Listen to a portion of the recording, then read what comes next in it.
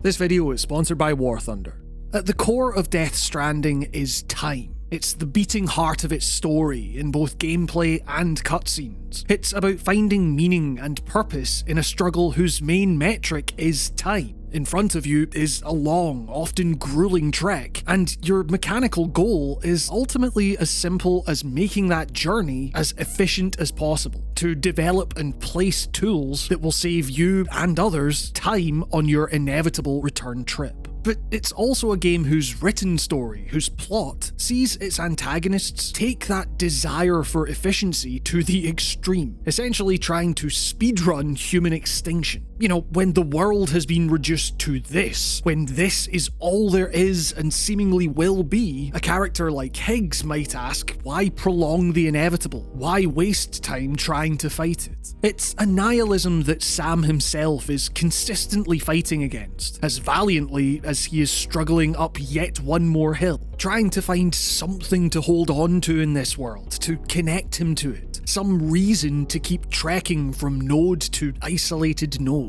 In short, knowing that there isn't any grander meaning inherent to the many wearying steps we take through this world, and that one day it will all cease to be, Death Stranding poses the question: how do we balance minimizing our collective struggle while also finding meaning in that struggle, appreciating the world, the life we have while we have it? Essentially, how do we maximize what time we have left, and how do we spend it? At every level of Death Stranding's country-spanning adventure, it's time. In a broader sense though, time has been a crucial component of my personal experience with the game. It's something I've thought about a lot during a recent playthrough to coincide with the title's 5th anniversary. That complicated relationship I've had with Death Stranding over that lengthy period. Those 5 years represent a significant chunk of my life where frequent thoughts about the game couldn't be shifted from my mind, where around 40 to 50 hours spent with the game in 2019 left me rather mixed on what at the time felt like a pretty draining exercise in endurance. That is, compared to 60 hours spent on this new save file, with that number only growing as I become more and more enamored with it. It took only around a third of that time to beat the story missions this go around. I've now spent the following 40 hours thinking that I could be getting the star rating up with the photographer or the novelist's son by getting a couple of quick deliveries in every day. I'd long since lugged enough metal and ceramics across mountains to complete the road network, but now I'm positively buzzing about acquiring more and more chiral bandwidth so I can place more zip lines exactly 300 meters from one another to maximize the ease with which those same mountains can be glided over. I'm genuinely excited about developing video game infrastructure. It's wild. In other words, I found a joy, a genuine comfort in a game I once found so exhausting. The experience over those 5 years has taken on new meaning for me. I look at that time investment, well over 100 hours, given how I've dipped my toe in here and there over the years. I think about how quickly this playthrough has flown by and my continued excitement about it, and I can say, without hyperbole, it has taken 5 years for Death Stranding to become one of my favourite games. And while it's cool if it had that effect on you immediately and you just see this as me catching up to you, I think Death Stranding now means as much to me as it does, specifically because of the time it took me to get there. The familiarity such time allowed me to develop with the game's systems and structure, and what that familiarity showed me not only about the game itself, but about my approach to critiquing art like this.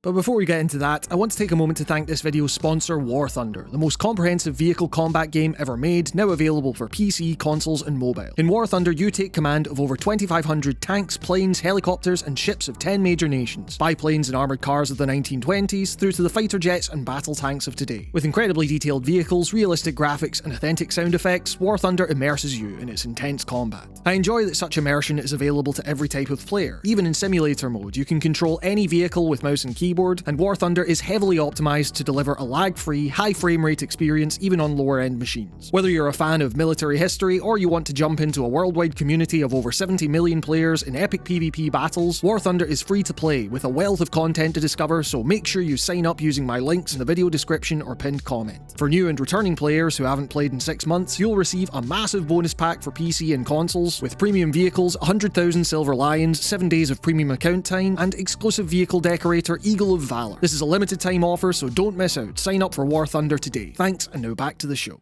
See, contrary to what the comments on my first video on the game will tell you, presumably because they stopped watching after what was intended to be a humorous intro detailing a chaotic sequence that I found funny, and therefore they decided there's no way I could have possibly understood anything about the game, I could more than appreciate Death Stranding's ambition. I found a great deal of thematic depth there to dig into. I was compelled by the way the game took the chaos of nature and ever so slightly contorted it, morphing these hulking mountains into bespoke crafted levels, while also highlighting the latent danger in this uncaring world, where any hint of anthropocentrism is but a fleeting fancy of the past. Indeed, Death Stranding captures a hostile reality of nature through basic traversal, something most games treat as secondary to the main experience, where merely running down a hill is as risky, could be as ruinous, as entering into an intense gunfight in any action game.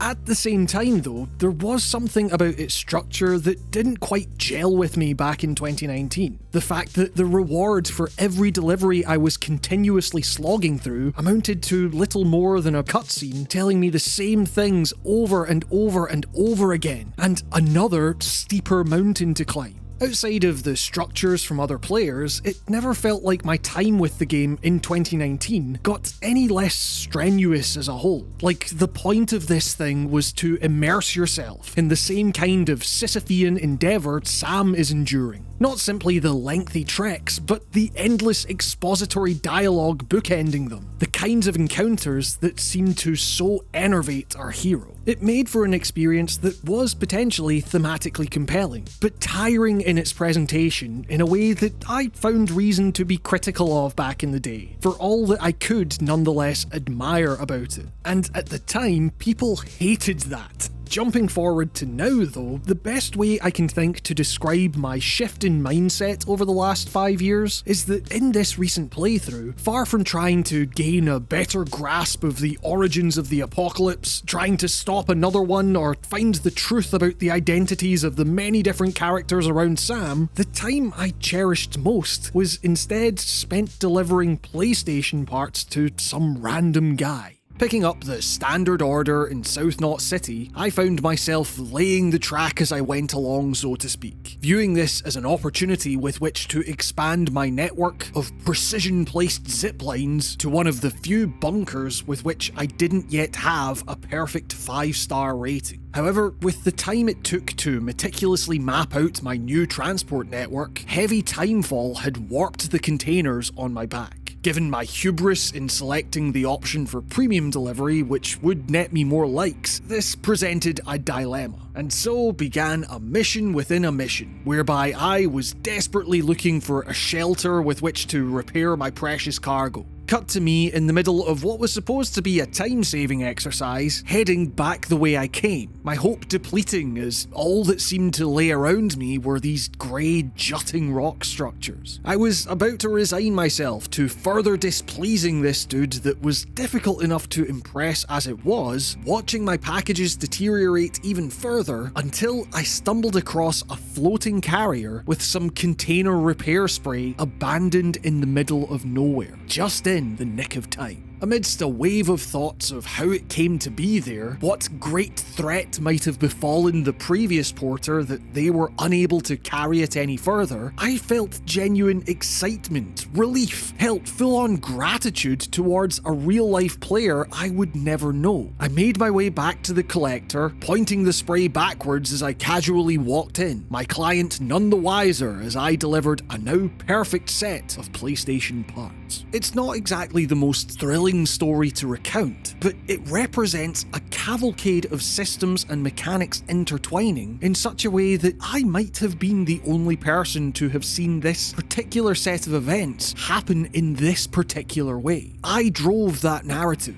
finding a universe of meaning in the mundane. About as absurdist as it gets, Camus would have a field day. And I don't know, that seems pretty special. And this is one of many such episodes of Sam's life as a porter, the likes of which back in 2019 I would have viewed as a slog, interrupting a clear line of progress towards the next delivery, the next cutscene, the end of the game, an algorithmically competitive video for my YouTube channel. What do you mean I got a truck stuck up a mountain and I can't carry all of the deliveries on my back, so I need to go back down the mountain to find another truck to drive back up the mountain and retrieve them? Doesn't Death Stranding know I've got stuff to do? All that to say, such frustration completely melted away when I gave myself more time with which to view scenarios like this more accurately as just, the very substance of the game itself. Because the thing is, on this playthrough, I took my own advice. In that initial video, I suggested that the best way to truly like this game was to do 1, maybe 2 deliveries a day and then stop.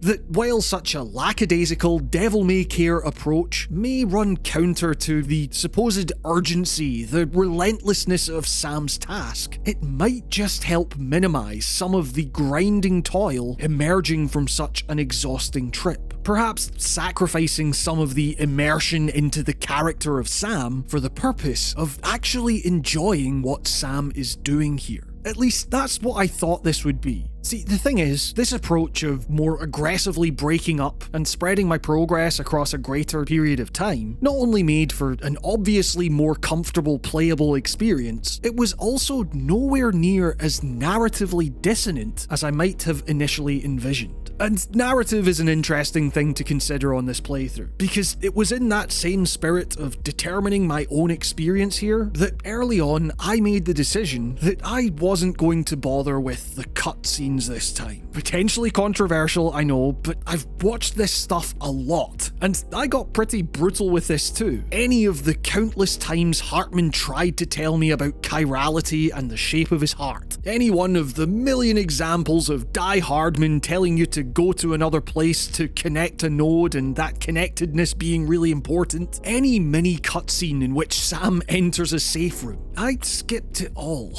I'm sorry if you were coming here looking for a deep dive on character motivations or whatever, but I covered that last time. Like the trusty network of roads and zip lines lessening the load of each delivery, this decision marked yet one more efficiency that allowed me to get to the core of exactly what it was that was so drawing me to this game. There was no lengthy explanation to Sam that his mum is the President of the United States, as if he somehow didn't know that, or telling him in excruciating detail what his job is. No Mario and Princess Peach to groan my way through. Instead, to me, the far more interesting story of every step taken, every nook and cranny in a mountain's surface, every path gradually flattened out with use, every errant bit of moss on every slight incline. That story was able to take center stage. A constant stream of micro-narratives built from my own decisions that in turn made me feel more of a connection with Sam as a character, as a playable avatar in a video game, not less. And while of course I do think it's important to experience the game as is the first time round, what I found here was that when you don't allow the game to bog itself down by having it explain every last detail of its world to you, you can simply experience that world for yourself. Its hardship made more than apparent by not only its clear visual desolation, the fact that, say, cities often exist as an incongruous blight on the landscape rather than a normal occurrence, but the very nature of the arduous mechanical task ahead of you. You feel every jagged edge of this rough new world just like Sam does. And the reason this works as a fun video game is because the actual task isn't that arduous for you, if you know your own tolerance for this kind of thing. Like the many meters and gauges alerting you to Sam's ongoing fatigue, you have to be mindful of and manage your own well-being outside of the game. You'd have to step away and recharge your mental stamina if need be. The game then becomes less of an endurance test than it sees you mechanically relate to the person on screen, because your goal of making this journey as manageable as possible is shared between you and the character. It's not simply about getting the job done, it's making sure you get it done in one piece. And in that regard, it certainly helps that I've already been through this before and now know what to do and, crucially, what not to do. That I'll be okay if I walk past that cargo or refuse that delivery for the moment, or leave that road unbuilt for now, or that I'll be fine if I don't carry 7 ladders and climbing ropes for every mission, as the level design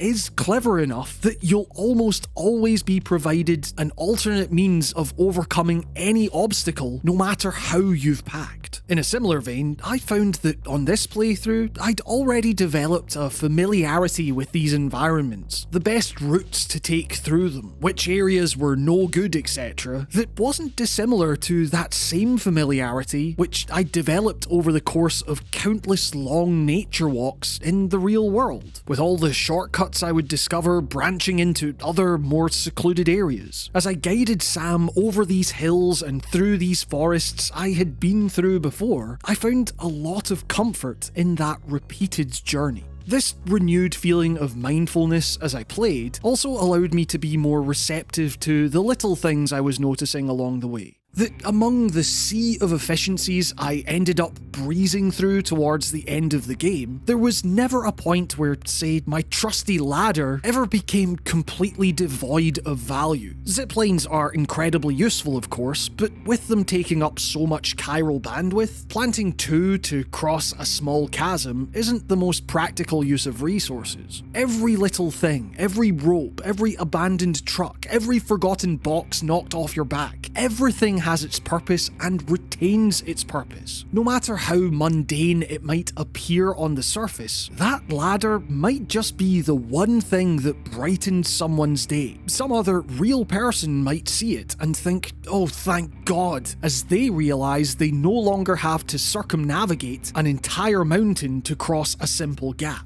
It might sound a bit overly dramatic, but when you break it down, you have gifted that person time. That is a surprisingly heavy thought, and one that really heightens that feeling of warmth and reassurance as I witnessed a once barren world be energized once again by all these structures, every single one representing its own micro-narrative that I mentioned earlier, each its own symbol of progress, of the kind of unspoken camaraderie that no game outside of maybe Journey has come close to. You know, it doesn't matter that Kojima is the Mario and Princess Peach dude. As I say, a repeat playthrough allows you to blow past all of that. When he provides you with this, a game that so effectively places you in a kind of mental narrative symbiosis with this dude you're controlling, I have no choice but to deeply respect that. And all of this points to the fact that there has been something truly meditative to my ongoing relationship with Death Stranding, forcing me to reflect, revealing as much about my artistic preferences as the game itself. Coming back to the game and completing that loop, finding that genuine connection with it, has felt rewarding in a way few games have done in a long time. Death Stranding has allowed me to feel like I've made some kind of progress as a person, that I've managed to crack my own code somehow. And it's progress I was reticent to publicly acknowledge because the response to that last video, how weird some people got with it, it was really intense, had left me so dispirited, so dissuaded from ever picking the game up again. Let me tell you, it's genuinely nice to have a piece of art that spends that much time, half a decade, swirling around your brain. A work where your opinion can so dramatically and meaningfully shift to the positive the more time you give to it. A piece of art that you can really work at, that gives you an opportunity to examine yourself. But the thing is, such meditation doesn't jive well with an internet judging you on every single little detail. Your immediate reaction to a work, well, immediately. I mean, hell, I felt pressured to offer my judgment on a piece of art like this as soon as it came out. The irony is not lost on me. In fact, it has stuck with me for, I don't know, about 5 full years. Because I don't care, I'll say it. I still really like that video. It's rare that I can stomach going back to my old stuff, but I did it in this case, and I'd go as far as to say it represents some of my best writing. My opinion may have changed on certain factors, but there's little in there I can point to and say I was incorrect. I certainly wasn't wrong, for example, about the combat and stealth sections, which at best seem as vestigial, as trivial as they did back in the day, and at worst are a downright irritant, still getting in the way of what feels like it should be the real game here. And with all of that in mind, to have so many people bombard you with how you're supposedly experiencing this game wrong because your view on it didn't exactly fall into line with someone else's individual view of how the game should be viewed critically. There's something about that feels like it goes against the very nature of the game to begin with, speaking to a general tendency to view any one piece of criticism as vying to serve as the definitive ultimate view of a game, rather than just viewing criticism as a whole as an unraveling tapestry that will shift over time. And what we get as a result is immediate judgment begetting immediate judgment, isolating ourselves from one another, gatekeeping artistic experiences to only those who have the quote-unquote correct view. You know, it feels like we all might have missed the point a bit here.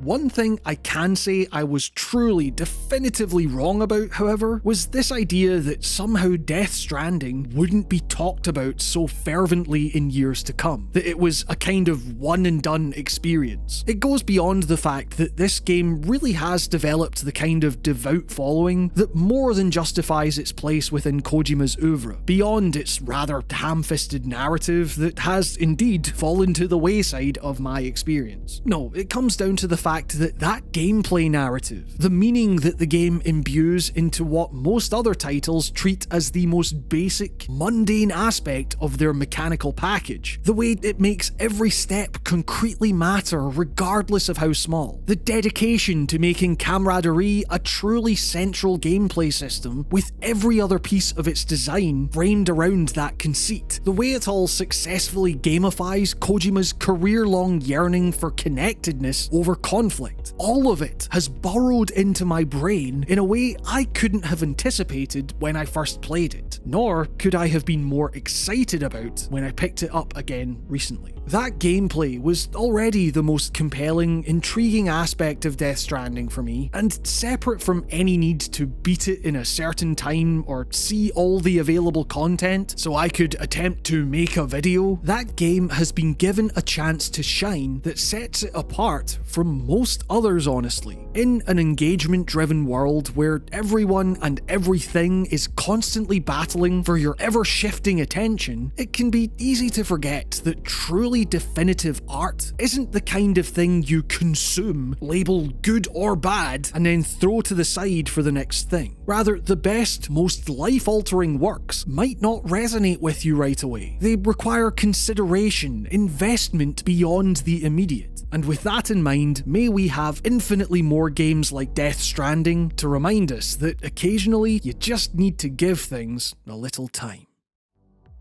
And just a reminder, thanks to War Thunder for sponsoring the video. Sign up and play for free on PC, consoles or mobile using my links in the description or pinned comment and get a bunch of exclusive goodies in the process. Thank you all so much for watching. Be sure to like, subscribe, all that daft YouTube stuff. It really helps the channel and it means the world. A massive thanks as well to my patrons, who you can see on screen and are all getting access to exclusive, fully produced videos that aren't available here. Your continued support is what allows me to keep going with the work I do on this channel, and I seriously cannot express how grateful I am for that. You are all all the best. Special thanks go to Mark B. Writing, Artyom Vitsyuk, Michael Tritt, Alex O'Sullivan, Rickety Cricket, Cameron Siniceros, Don McLean, Urban Cheese, Mason Miller, Brendan Hess, Charles J. Liu, Alistair Dunn, Vitautis Catharsis, Dolly Bowman, Young Condor, David Karstens, Tom Webster, Danis Sikauskis, Jordan Midler, Christopher Faherty, Nicholas Villeneuve, Yogesh Deshpande, Joe Lanzone, Leah Chinello, Captain Knusprich, Dylan Robinson, Bryce Snyder, C-Page Melt Limited, David Björk, Newen Palacios, Timothy Jones, Carr Christensen, Matthew Grover, Shardfire, Lynn Browning, Dallas Keane, and Charlie Yang. And with that, this has been another episode of Writing on Games. Thank you all so much for watching, stay safe, and I will see you all next time.